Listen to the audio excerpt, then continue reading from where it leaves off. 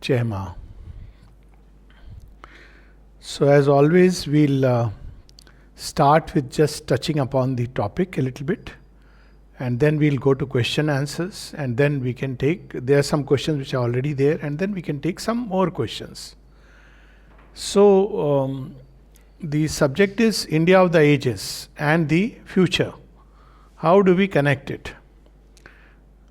Now, this is something which is very important, I feel, because, of course, when we think about India, we cannot think without bringing in the spiritual element. It's actually impossible. If you try any which way, you have to connect it to the founts of its spirituality.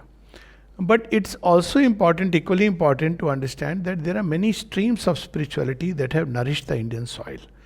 And some which have been eternally there, the Sanatana Dharma, its original touch, but also many which joined, got modified, some extreme tendencies which took place during a certain period of crisis or the journey of the Bharatvarsh. So what we know today as Indian culture and Indian spirituality, culture is of course not exactly spirituality, but spirituality is the root from where it's derived. We think that's what is the final product or the ultimate product. But we should be very, very careful, and several times Sri Aurobindo points that out, that the Sanatana Dharma of Sri Krishna, Sanatana Dharma of that Bhishma, Arjun, those people practiced. Today, it's a bit unfortunate, and maybe I have been repeating this very often on several forums, but I see this problem, that today, an average Bharatiya understands Sanatana Dharma either as a set of ritualistic practices, or else he connects them with the what is called in common parlance as sannyasi, jogi, jogda, somebody with a saffron robe or white robe, and somebody who has renounced the world. We hold him in high esteem. Repeatedly, Sri Krishna cautions us that it's not sannyas but tyaga.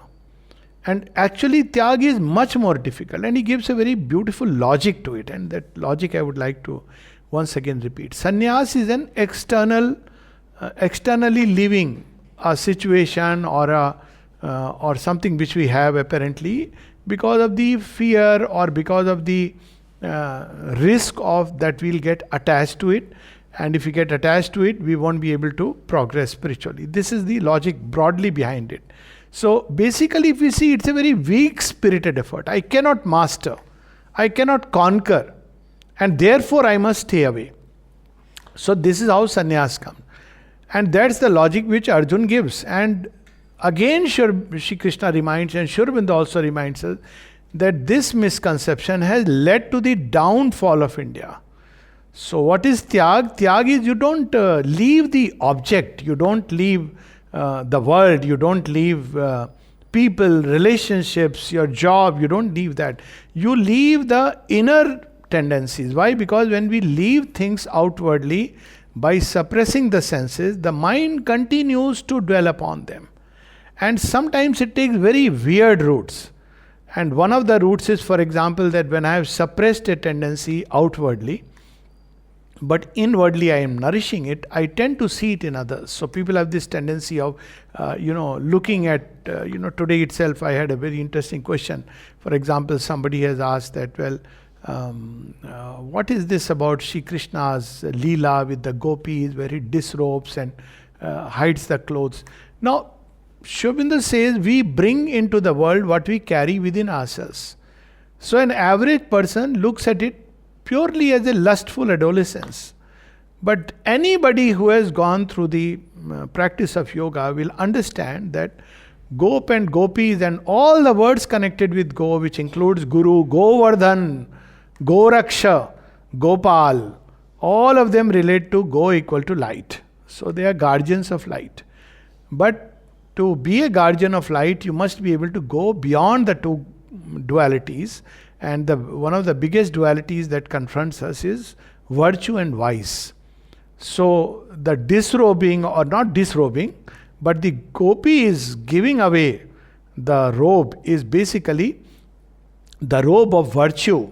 So robe of sin we like to let go. We like to be a very virtuous person in people's eyes. But Shri Krishna demands, or it is the demand of truth, that if you really want truth unpartitioned, if you want light without shadows, then you have to get rid of also the robe of virtues. And Mother and Shubinda have explained this at great length. So that's what the gopis are. This lila is to show that because they are guardians of light, they have a very special role to do. It's not that an average person can discard the robe of virtue, and also it is after you have discarded the robe of vice. It's like after the sattva and rajas, then the after the tamogun and the rajogun, then the sattva guna has to be discarded. And when you discard this robe of virtue, there is a problem, because that's the only thing we associated with divinity. But divinity is beyond the gunas, and that's where we see that the whole parable of gopis giving away their robes is essentially giving away this dual robe that we wear around ourselves, and we think that this is truth, but this is not truth. To see truth, we have to get rid of that, and it's a whole subject in its own right. So essentially, this inner renunciation essentially means giving away those things which ignorantly attach us to the creation, which deviate the spontaneous flowing of the divine will, which is what we are here for expressing the divine will in creation. So what deviates us? So what deviates us is egoism, selfishness, fear, how fear distorts our action, how lust distorts our action, how anger deviates us from the thing, how attachments of various kinds, they take us away from the straight path. So essentially it is the inner tyaga, inner renunciation, which is a psychological process. And if we can do that, then we can be with the world, in the world. Rather, we should be in the world, and because world is the place where the lila and the manifestation is taking place. So once again, when we talk about Indian spirituality, and I have seen this from the topmost proponent of spirituality in India, and to the average understanding, it's still the spirituality which has come down through the last 1,500, 2,000 years. It's post-Buddhist. See, when did India fall? If we really go back till Chandragupta Maurya and Ashoka, King Ashoka, India was great. If you read through it, the golden period. And of course, Vikramaditya. These are the three great icons. We don't take into consideration right now Mahabharata and Ramayana, but we see these were the three great periods of Indian. Vikramaditya period is supposed to be the most golden period. And then we see these two periods. Chandragupta period, when we read history books, they say it's the golden period. Then you see King Ashoka. But what happens suddenly? All three of them. Not Vikramaditya. That time we see Indian creativity at its peak with the different gems in his, in his kingdom, and particularly we see the tenets of how to govern, and of course Kalidas. How can we forget his contribution? And then we see in Ashoka and Chandragupta, both of them adopting Buddhism. And that completely took away the virility of the race. It took away all the nature to fight and conquer. The Aryan civilization was built on that.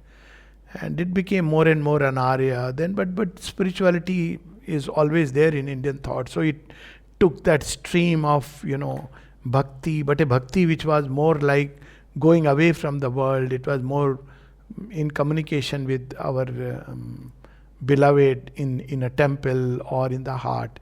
So it's necessary for at least Sri Aurobindo's devotees, I feel, and those who really believe in what Swami Vivekananda stood for, to come out of this constant either a philosophizing of Vedanta and all the scriptures, and to live that true spiritual life. And we see that these are examples, and of course the mother's example, why it strikes me very personally, is that at 91 she is, we may use the human term, floating a new city. Who starts a new project? And people that time questioned her that, are you sure you want to do this? It's going to be very difficult. But see, today the city is come and it's growing despite all and through all the challenges. So that's the spirituality we must, time has come to establish it in India. Everything, workplace is spirituality. How we do work is spirituality. How we deal with our everyday relationship is spirituality. How we deal with women is spirituality. How we deal with men is spirituality. So this is where I feel India of the ages, when we speak, it's not just about reading books and philosophizing them, and once again going back to that, if you have left away lot of things outwardly, you are a great yogin. No, it's a sign of weakness. And even we can say individual liberation is a sign of sattvic illusion. This is so strongly there in Indian thought, that the other word, the voice of Shri Krishna, he says there is nothing that I need to achieve, and yet I give my own example of being in the midst of people. Regarding Aurobindo, the mother at one place summarized what Aurobindo came to tell us. She says he came to tell us that one need not leave the world to find God.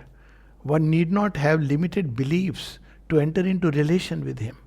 He is everywhere and in everything. And if we do not find Him, it's because we do not care to discover Him.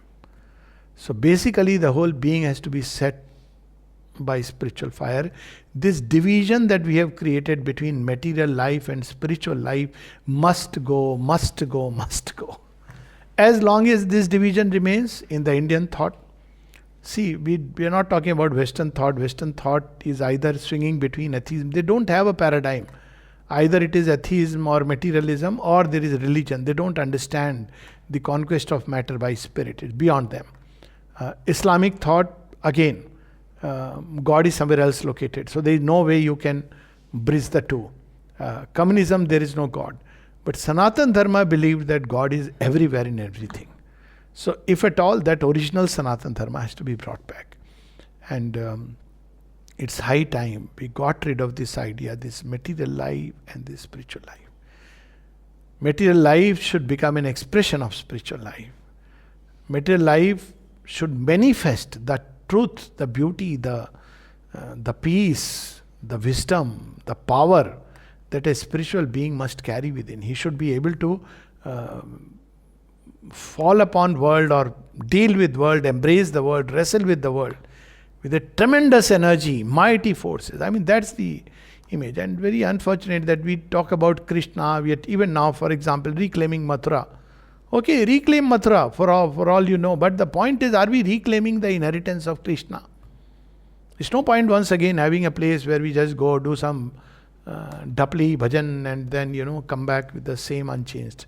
So this is what India of the ages is. If we can reconnect that lost thread, where we see Indians created so much gust for life. We talk about geometry, we talk about mathematics, science, biology. How did we create? Test tube babies, cloning, you name it and it's there. Because we never ran away from life.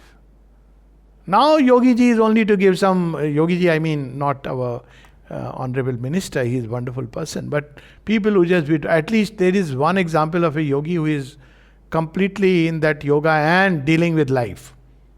Dealing with politics, hardcore, straight, not trying to, play the fool. That's an example for that matter. But in every field, in science, not like I'll do a puja and then I'll do all the scientific. But in science, how do we express? How do we discover?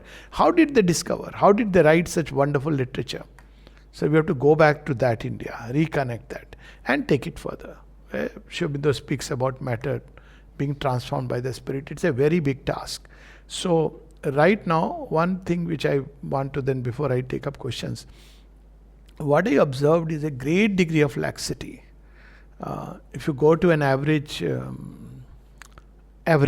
Indian shop, and it pains that there is, I was just saying, there is no value of word, no value of promise, no value of time. But people will be ready to pick up a jhanda. That's not going to help. We can't deceive the divine. We cannot deceive the gods. They are seeing what we are. Even just now I had an interaction, just now means today, with a shopkeeper, and I said, you gave a word. He said, sir, it'll take only 10 minutes. I said, it's not about 10 minutes. It's about a word. If you don't value your word, people stop valuing you. If you don't value somebody's time, your own time. So simple things like regularity, punctuality, things we learn in the ashram, such simple things. So there is a big, big work. Every time I see it, I feel there is a tremendous work to do. It's not just about popularizing Vedantic literature or just distributing Gita. It's to live that truth. And living that truth is so much more difficult and challenging. When a woman comes, that's how we used to greet. That she is, Lakshmi who is coming. How do we mistreat? There's a big work of regeneration, and this is the work which is given to all of us who are really wanting India to rise and welfare in various ways, wherever we are, in whatever position, with whomever we are dealing. Let us flood all these places with the living spirit of truth of Sanatana Dharma. Not merely speak about it. Our actions should show. Long back, I remember one of my friends, he went to US, New York, and he was describing his experience. So he said, people were so touched that, oh, you have come from the land of Buddha. And they were very touched by it, somebody. So he was feeling very happy. I said, I wish they could say, oh, you have come from the land of Krishna and Rama. See, we still have this idea of Buddhist thought. And they should be able to see that here is somebody, all in dharma, rooted in the deepest spiritual experience and dealing with everything in life. So this is the India that we must recover. In our homes, we have to recover India. In our dealings with people, we have to recover this Bharatvarsh. In our work, we have to recover this Bharatvarsh. In our politics, we have to recover this Bharatvarsh. But we are right now very busy with governments and all. I think we should focus on this work because this is very much wanting. So this is the background. Otherwise, Sri Aurobindo warned us, we may go the way of the Western world. Then we are another Japan. There are already people wanting us to become China. We should be very careful. We are neither China nor America. We are India. We are Indians. And we can be truly Indians by recovering that Indian spirit. So this is the background. Couple of questions. One question which is related, and I think it's very Samaik, that means very much in the air, is about caste census. And I think we should first of all know that caste is not an Indian word, and what jati really meant, and many of us may know it, but just to quickly go through, Varna relates to character and temperament. So that's Varna. Varna is about character and temperament. So it's nothing to do with birth. Jati is where people come together and flock together. Either they are, say, doing a particular job, so they are interconnected with each other, or by certain situation of birth, conditions of birth. So they become jati. So jati and varna may be completely not connected at all. But in the caste census, that's not how we are doing it. So if you ask me, people were saying that, we should write whatever Brahman, Kshatriya. No, we should write jati. There is nothing like caste. What is my caste? Well, I am a professional doctor. End of the story. So, Varna is different. Jati. In Varna, there was a flexibility. You could move up and down the ladder, and there are so many stories. It's there in the scriptures. Third thing we need to understand, that this so much of jati thing was brought by the Britishers. The first caste census, if I am not mistaken, was either 1861, I may be wrong, but it was after the mutiny, basically around that period, where people wanted to, the Britishers wanted to create a division. So caste census was precisely to create division within the Indian society. And after a long time, when we are actually wanting to heal the divisions, because we are beginning to realize, where do you get that pure jati of group of people, who are 18? 81. Okay, so thank you, not too far. So 1881. So 1881 the caste census was done, and its purpose was after the 1857 Sepoy Mutiny, when paradoxically the Hindus and the Muslims united because of the rumor, the power of rumor, but whatever, for good or bad purposes. So they were wondering how to create division.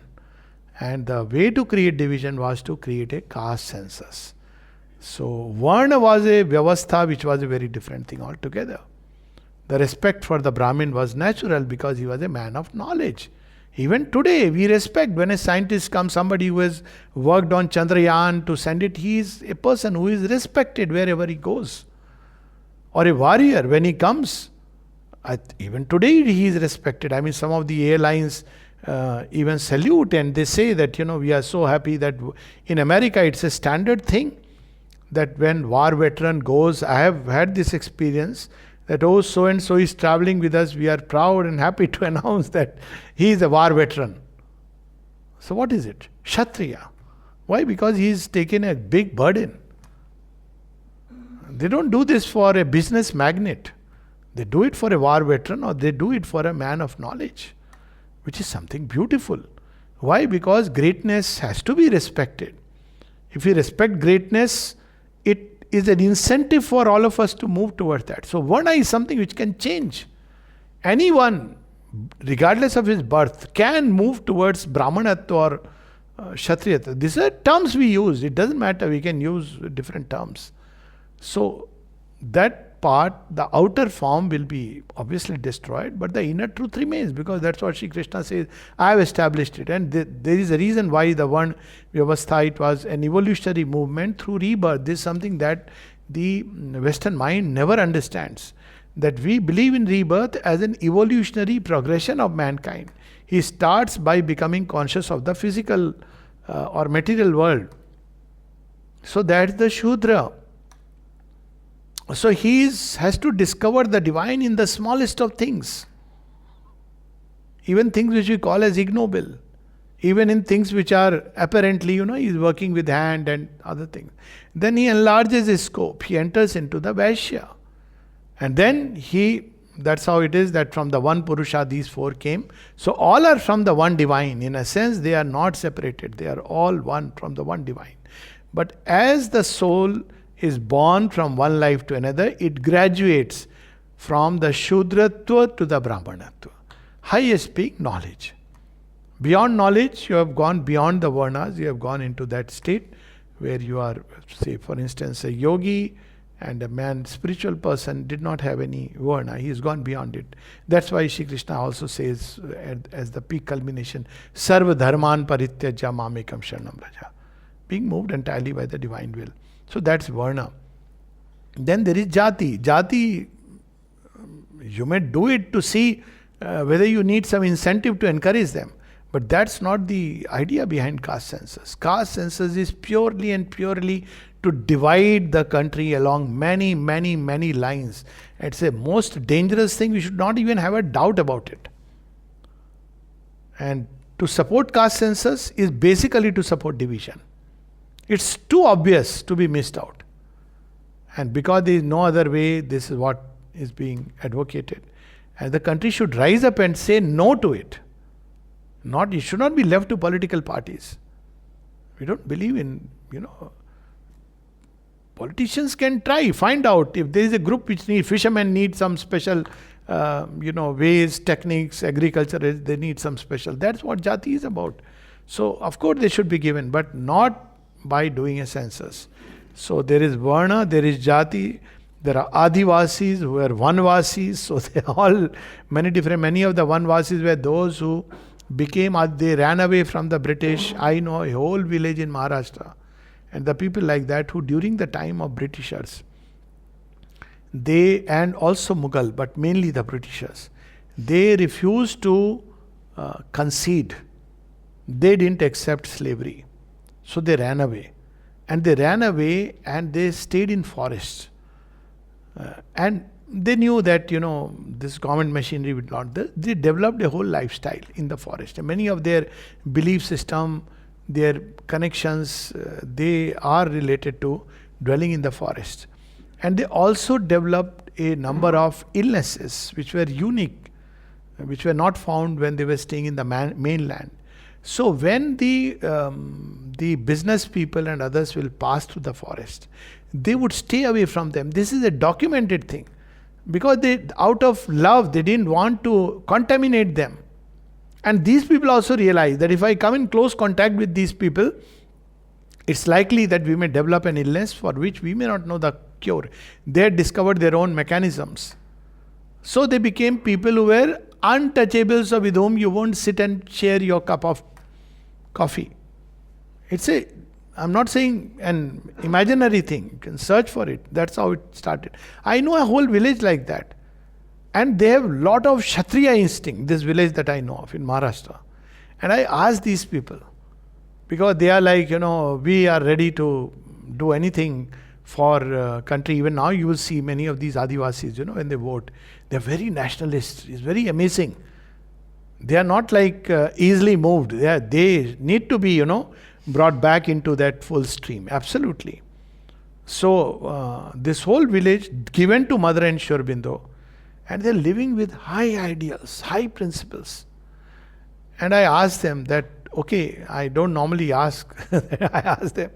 So they described that we are actually Rajputs and we have, lived in forests. So they didn't want to be enslaved by the British. And if you see outwardly, they are backwards because obviously city life developed. So we need to understand all this history, how these people, they need encouragement because they are actually living in the forest, but basically they are very beautiful heart and mind. And they are very connected with India. So we should be very clear about this caste census, etc. It is not going to contribute, it is going to create problems. If at all is census, it should be again see people who need to be helped for education, but that should be, we've spoken about it, primary education, secondary education. Reservation in education is contrary to the spirit of, I am talking of higher education. In India, in Sanatan Dharma, there was something called as Adhikar Bhed. We have discussed this, so I won't repeat it again. So basically, that not everybody is ready for everything. And we should be a bit careful of trying to especially give reservation in education, higher education. Below that, yes, it should be universally available to everyone. The system of governance, parliamentary, presidential or another, Aurobindo definitely spoke of parliamentary system of the England type not suited to India. And that is becoming more and more obvious. Now we know that AI, Meta chief Zuckerberg has actually admitted that in connection with the deep state, they have manipulated elections. They are continuing to manipulate elections. It's now too obvious. Parliamentary system can be easily manipulated. You can manipulate the voters like this in the absence of education.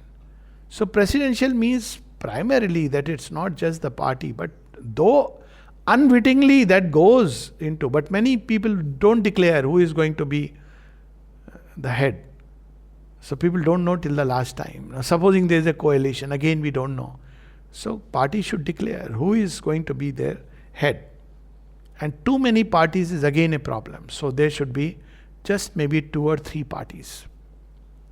Too many parties is again going to create a big problem. You can have one regional party, okay, and then you should have to look after regional aspirations. And then primarily a presidential system, that's how Aurobindo advocated. Not exactly, but something like a federal structure, what happens in America. But a federal structure where there is a lot of autonomy to the individual states, but things like economy, defense, and law can be a little bit flexible, but defense and economics should be largely centralized. That should be the main stress, and perhaps education. And all else should be largely autonomous. It may seem difficult thing, but the less centralized we do, the better it is for the development. So even with regard to the money that each village or the smaller unit, they should be accountable, but they should be allowed to spend it or develop it along their own lines. Decisions should not be constantly taken by the center in these matters, but allow them the freedom. Okay, these are the two political questions. Okay. Now comes a very interesting question. How can the teachings from the chapter Yogic Sadhana in Collected Works of Sri Aurobindo, Volume 11, be applied to our own spiritual practices? Well, this is a little different question. Hatke. So Volume 11 is Records of Yoga, in which Yogic Sadhana has been included. Now, we know Yogic Sadhana was received by Sri Aurobindo during a certain period of his sadhana. He used to have contact with many of these beings who have gone by. And some of them are there recorded in his automatic writings, where you have things like who is Tilak, who is Gandhi. Many of these things are there, notings. And they come from different sources. Sri Aurobindo himself said that automatic writing is a mixed source. It's not a pure, unmixed truth. So Sri Aurobindo himself has said they are not to be taken as black and white and ultimate verdict. It is during the phase of his sadhana moving towards supermind, not yet established in supermind. Anything below supermind, Sri Aurobindo says, is a mixed thing. That's one part. Yogic sadhana is also in the same way, like an automatic writing. He says Raja Ram Mohan Roy, his spirit used to come and visit him, and it starts with a tantric background and ends up with Vedantic truth. And he says we should start with will. Kali, that's all. And there is a little Sanskrit writing of Sri Aurobindo. I think it's probably the only one not yet published. Is Tantra Siddhi Prakranam. And it starts with a complete surrender to Kali. Without bothering, good, bad, right, wrong, make a complete surrender. And then she'll do it. It's an incomplete writing. But Sri Aurobindo himself, what he gave to us is what is there in the Arya for our practice. And what did he give? After all these practices, he has given us the synthesis of yoga, which tells us about the principles of the yoga. And that is not about yogic sadhana. There are certain things. There are certain things which are there in Sapta Chatust. I hope the person who has questioned has not mixed the two, because yogic sadhana is different. Sapta Chatust is different. So Sapta Chatust is, we have spoken about it, is establishing in all the levels the different kinds of perfection. So Shanti Chatushtha, then Shakti Chatushtha, Saundarya Chatushtha. So they are all in different planes. We are establishing the great divine powers. And Sri Aurobindo has done his own sadhana based on that. This was his yoga given to him. But whatever is the essence of it, he gives it to us for practice in synthesis of yoga. So I take it like that because he is a pioneer.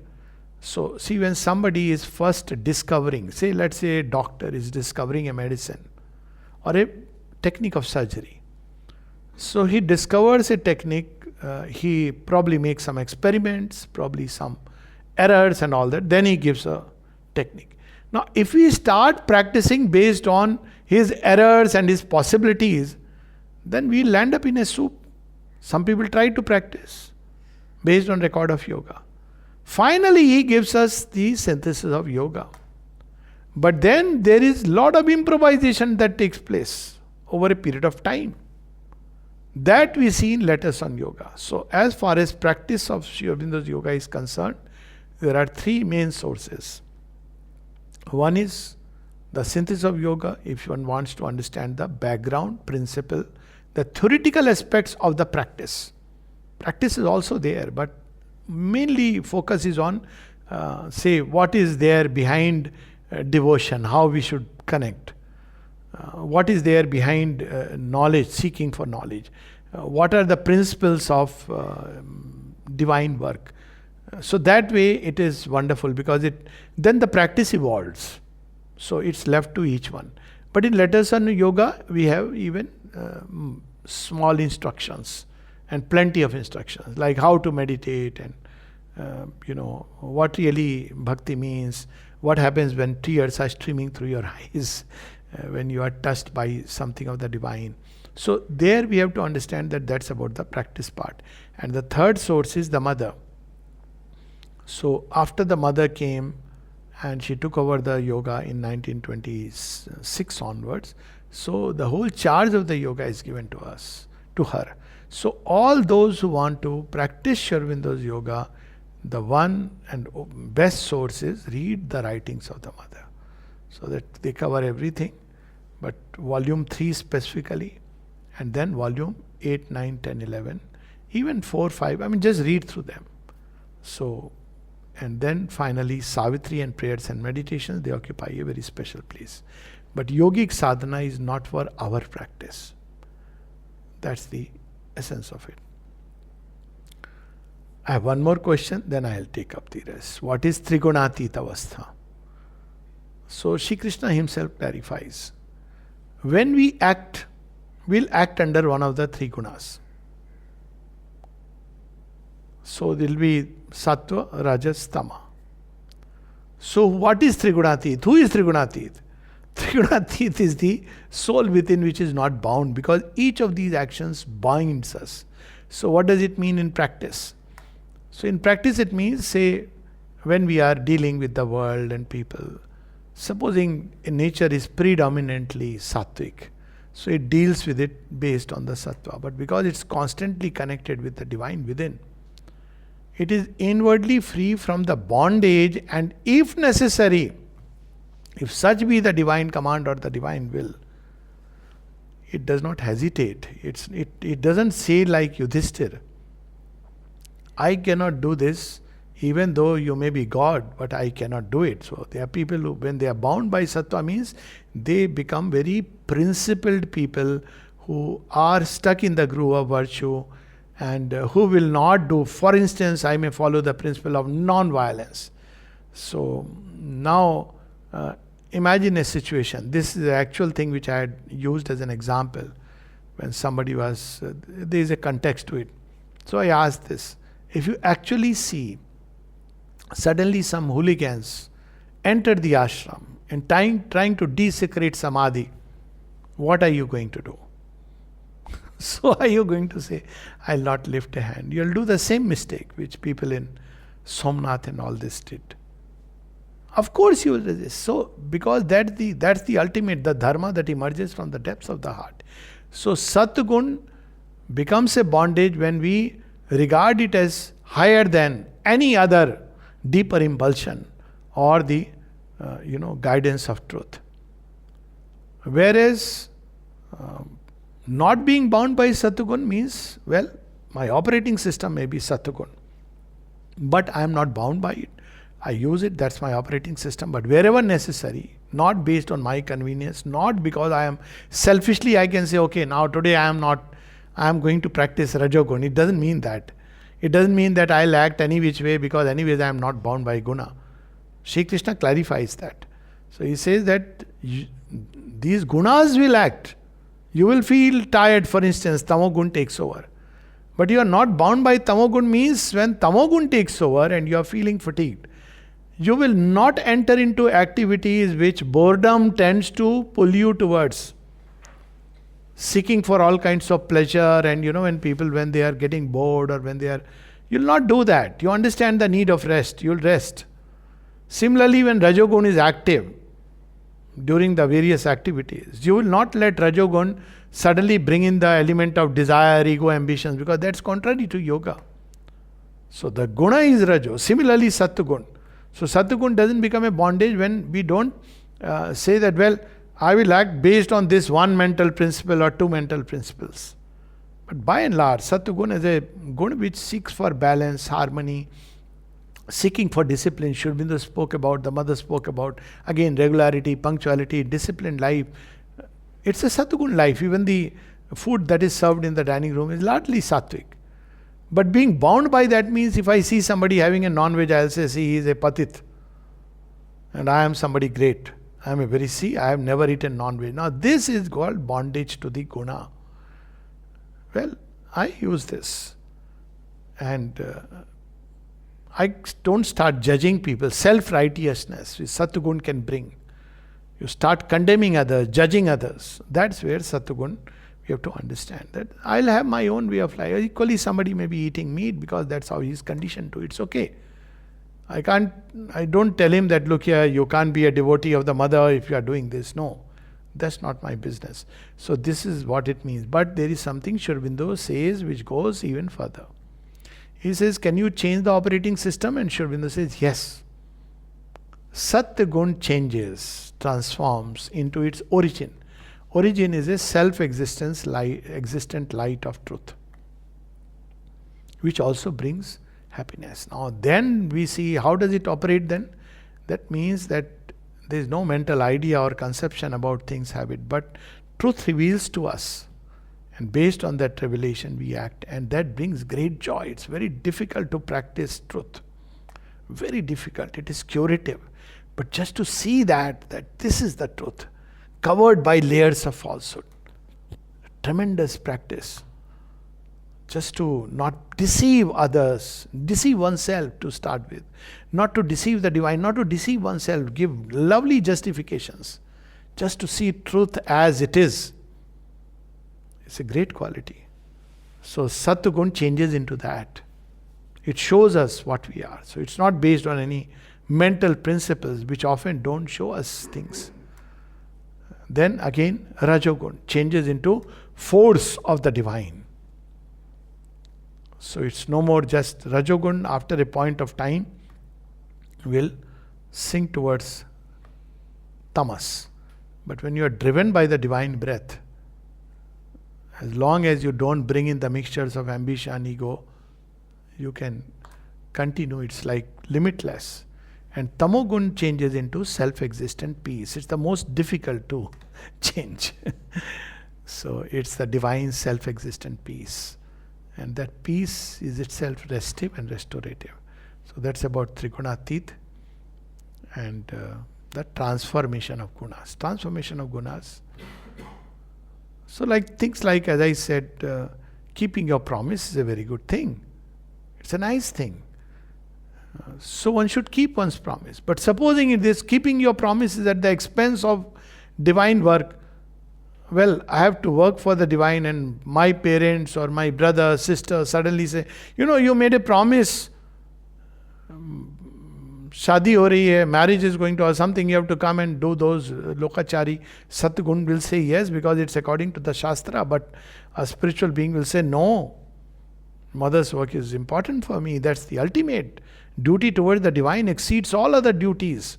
But Satyagun will tell you, it will bind you through all these duties. So that's how one has to be free from the bondage of Satyagun. Service to the divine frees us from all of them. So if... Back to this today's topic title for webinar, Future of India in Sri Aurobindo's mind. This was asked, and I can give you right away what Sri Aurobindo said.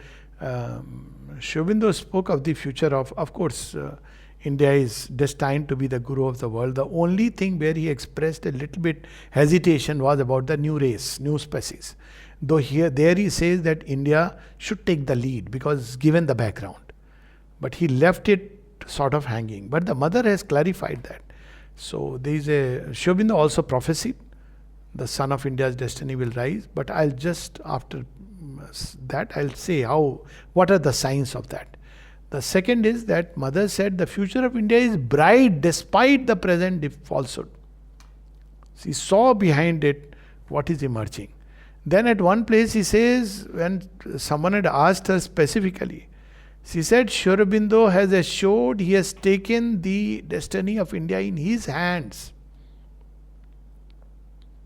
So I think there should be no doubt. But problem is we see the present.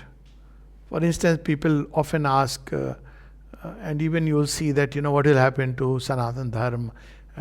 People are multiplying like cockroaches and, sorry. locusts. Shobinda has used the word locusts, so I can use that. So yes, they'll multiply. But our task should be to become true Bharatiya in the real sense of the Sanatana Dharma. That should be our focus. And that is beginning. And that is beginning in unexpected ways. I can tell you, I know number of children in India and children outside. There is a palpable difference. You see children outside, most of the time, they are typically those kids who are very busy with, cell phone, cool swear words. This is the way of average child. Some develop a kind of philosophical bent because they see that, what's happening around and they don't understand. So they become seekers. There are some like that who go into experimental mode. But an average Indian child I am seeing who is even not connected with anything deeply, is questioning things, is wanting to know the truth, is able to point out the hypocrisy. Some great sign. They are like Nachiketa and they are like children who are questioning things, and there's something very good. I see so many Indian children questioning things, very young children, which is different from the seeking that takes place in the Western context. Why it takes place in the Western context? And I'll just share the difference. In the Western context, there is nothing to hold on to. When religion collapses, it's collapsed. So what do you hold on to? You hold on to certain political ideologies. And you don't know what to do. So you take a vagabond life, you take to drugs, and you try all kinds of experiment. But in India, because we have a vast store of knowledge, but many things have gathered like crushed over it. So here the process is more of chipping. For example, as I said, story of Krishna. Why did Rama do what he did? Now when you explain that and you put things in context, there is so much more easier task. So much easier because you already have, it's like gold prepared. There is a gold murti, idol, vigraha. The whole story I remember like that. And then that over that gold murti there is dust and all that. So you can chip it off, remove it. So the beauty of that idol emerges. Also because in Indian thought already evolutionary progression all is there. But outside this is missing. So they become seeker, and that's what humanity will pass through. The way this danger of Islam and communism and all this will in Christianity it already started, is that they will become seekers like atheists. Even now there are many atheists in Islam. They don't admit it because they are afraid of their neck being chopped off. So you will see that these people are questioning, and they will question. It's a process of nature. One can't stop it. So we should facilitate this process. As I said, we should stop looking at politics and government for redemption of India. And truly speaking, until we are ready, you can change government, but an average Indian's mindset, our brothers and sisters, as I said, the way even now it is, there is so much work to be done. You can't say that my surname is Pandey or Chaudhary or whatever it is, Singh. But I use my tongue to abuse at the drop of a hat. What kind of Bharatiyata it is? You change the government, but people have not changed. So the task should be to change people. If you change the people, government is taken care of. How are we going to do? Because it's a big program. We want magic. Some government to come and enact a law. No government can enact a law which will change people. Even you can change the textbooks, it doesn't change people. So there are 3 levels at which we have to act within the homes. Every family should try to, at least within its immediate circle of influence, give those beautiful thoughts, ideas. Children should aspire for being noble. Doesn't matter how we give it. Through stories, through explanations, rational discussions. Noble things should be encouraged. Now in average Indian home, what do we encourage? 99% marks. How are we going to recover the lost glory of India through these marks? Still we want people to take to few courses. How proudly we say, My son, he can recite a poem in English. Beta bolo to. Still we differentiate between a boy and a girl. If we do these things, then what change of government will really do? That's why Sri Aurobindo said we have to live these teachings. We have to look at ourselves very squarely. We still feel, my son has gone, he got admission in some university in London. My friend will tell the name. So proud. Our emphasis should be how we can transform our places into something much greater. So there is a lot of work. So family, immediate circle of influence.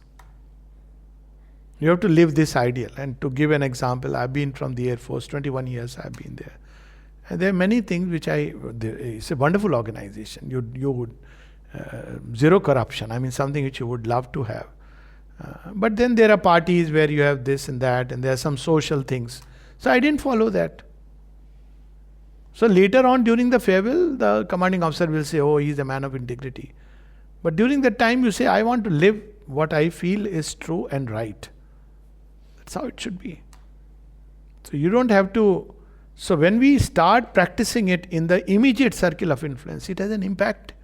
It has an impact on our subordinates. When they see, oh, Saab is so nice in his dealing, he's so fair when he deals with us. He's so fearless and courageous when he is to represent our issues to the higher authorities. These are the qualities we need to encourage in children. The rest will come. Doesn't matter, scripture or no scripture. That's why we believe in karma and dharma. What is karma? You may be believer, you may have read all the scriptures, but if your karma is not of dharma, no God will save you. You will still be doomed. We are not like Christianity and Islam that just because you have changed your name, you can get a seat in heaven or be doomed to hell. We don't do that. We believe in karma and dharma. So beautiful it is. So teach them to be great in karma, dharma, to be on the side of the great ideals. Awaken idealism in them, in the immediate sphere of influence. Our own example, each one should be an example. It may seem an interminable task, but even if you are practicing it, it will spread like a contagion. Because in India, one good thing is hero worship. It used to be there in villages. People say, hey, so and so, kya imandar hai, how honest he is. And then you will see that people used to be inspired. They naturally respected a man who is honest or a man of integrity, a man of true learning. So one example. So immediate sphere of influence. Then of course, those of us who are given in the task of education, wherever we are doing, whatever professional work in relationship, bring it. It will spread like contagion. That's the task of regeneration of Indian society. And Sri Aurobindo gave it to regenerate the Indian society, we have to recover the Aryan way of life. He didn't say you have to discuss Vedanta and come up with Dvaita, Advaita doctrines. He didn't say that. He said recover the Aryan way of life, Aryan thought, nobility of character and temperament, the words he has used. Even if one quality we can practice, nobility, chivalry, courage, love, compassion. The Gita speaks about the Devasuri Sampada in chapter 16.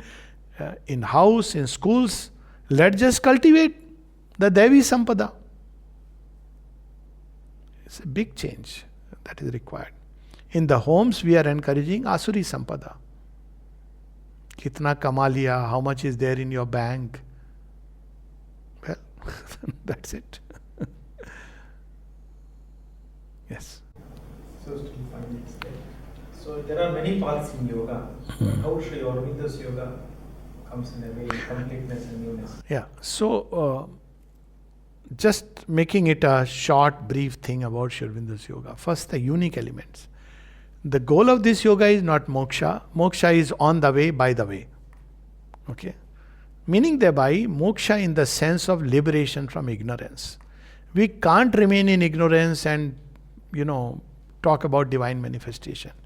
Liberation from ignorance, step one, indispensable step is discovering your soul. And quite naturally, with the discovery of the soul, you discover the divine presence. They are just like, joined to each other. So this is the step one. And this is common to all true yoga, which is reaching high. Not partial yogas, feel good factor, feeling some peace within, some mind control.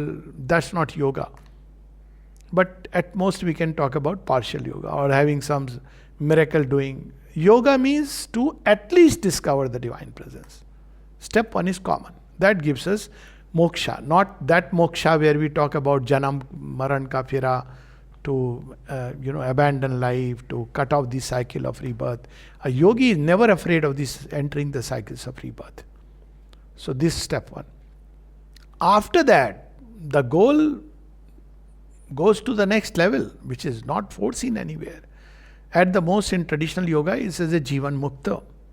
Or maybe you can join to one of the great gods or beings from above and work in the world as a master or as a mahatma in the true sense.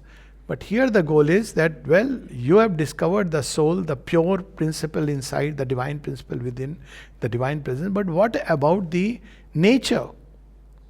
So here it's about also transformation of nature. So it's a new goal, unique goal.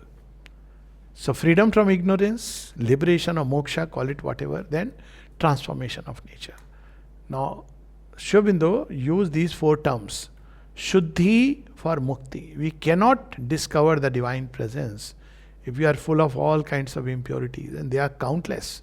But the 2 main impurities are ego and desire. That has to be rooted out. At least they have to be made, a snake without the spine and fangs. That's why nishkam karma, equanimity, these are common practices for shuddhi. Not to do anything for selfish gain. If gain happens, it happens. To do a thing very well, but not to gain appreciation or promotion. If it comes, it comes. So the motive is changing. So as purity grows, purity is not about I am getting up 4 o'clock in the morning and taking a good bath and then I am sitting in bolt straight spine wearing a dhoti with a chandan and then I am doing this job. That is nothing to. There are lot of people who do this kind of stuff and are truly, the one word I can use is despicable. So it's not about that. Purity is about the consciousness being purified of the dross of desire, of egoism. We may be doing Bhagavad Katha and my eye may be on the pound of flesh, which is going to come as rokda. How is that? That's not purification. Shuddhi. Ultimate purity is to be only under the divine influence. But that's a tall order. With Shuddhi comes Mukti. Brings lightness, peace, we are freed. And then after that comes Siddhi. It's a growing perfection in different aspects of nature.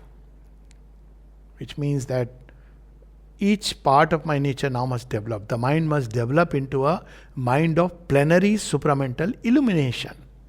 No more that logical struggling mind. Heart should develop into a vessel of divine love and joy and sweetness and ananda and harmony. Life should develop into a vehicle for the divine force to pour upon the world. And body must itself develop into a chalice for the divine wine to pour into it. It should become a, being of light and delight. That's how the body should develop. So that's Siddhi. It's a long process. And with Siddhi comes Bhukti. So Suddhi, Mukti. Siddhi, Bhukti. Bhukti is enjoyment. We are not to run away from the joy of life, but we replace the lesser joy for the greater delight. Tena tyaktena bhunjita. Not running away from joy, being scared. And then wear a face like Sophocles, Greek tragedy master. No. So delight of existence to be expressed in every field. So these are the 4. As to process, very simple. Surrender of the ego to that which is beyond ego, with all its apparatus. Everything, and that beyond ego, where that Aurobindo mentions in the synthesis or the Shakti is the Divine Mother. Opening to the Divine Mother, laying bare everything to her, hiding nothing, concealing nothing behind subterfuges. See, Mother, I am such a nice person. I hope you are happy with me. Wanting to only everything, just as a child. This is what is there in me. Not through guilt trips and blame games and complaining. No, not that way. This is what I am, Ma, but I don't want this to be. I want to change. And some things will change like this, some will take long. So to persevere, to persist, to grow in sincerity, all these are interconnected aspects. To keep on aspiring, keep on increasing the aspiration through the journey, keep on enduring the journey. And of course, if we turn to her and surrender to her, it implies faith. Faith, surrender, trust, confidence of a child that I have told this to the mother. And to keep telling it every time one falls, 1,000 times one falls, one should be ready to get up and walk 10,000 times. With this complete trust that she will pull me through, and the experience of all who have gone through it will testify to this truth. Even the seemingly impossible things, but we give up. Are ye to hoga nahi. Or people take this attitude, even what can mother do? I am the sinner. I am a bad guy. What can I do? I am unfit for the yoga. What can mother do? Or they take the other attitude, mother must have rejected me, thrown me out. These thoughts have to be kept billion miles away. Doubt and all this. She is the mother. She doesn't condemn. She doesn't make anybody outcast. She is willing to lean down as many times because we are none else but herself in disguise. So she is more keen than us. But we have to keep on laying bare offering. Why it takes long is a whole story. We are not talking about processes, but there is a logic that operates behind these things. So this is the yoga in very brief. And this is how the transformation, not about the details. Opening to the mother, surrender to her, sincerity, growth in sincerity, endurance, equanimity, perseverance, patience, faith, cultivate it. If it is missing, be in the company of those who are full of faith. Read the books of Mother and Aurobindo. They will fill us with faith. And doubt, despair, depression to be avoided strictly. Much more than non-vegetarian food. Non-vegetarian food will not do so much harm, but doubts will do. Jealousies will do more harm. So these are the things we have to keep away. So aspiration, rejection, surrender. Everything that makes us small, narrow, limited. Everything that puts a veil between us and the divine. Smallness, narrowness, ignoble things. All this we have to offer to her and remove them from nature. Ambition is dangerous, especially in this yoga. Ambition is a complete contradiction. Ambition is ego moving at God knows speed of a wild horse. It looks very nice. It's like going on a high ride motorcycle. But if it crashes very, very badly, and yoga will uncover all these things. So if one is ambitious, after some time will be, and one will know it.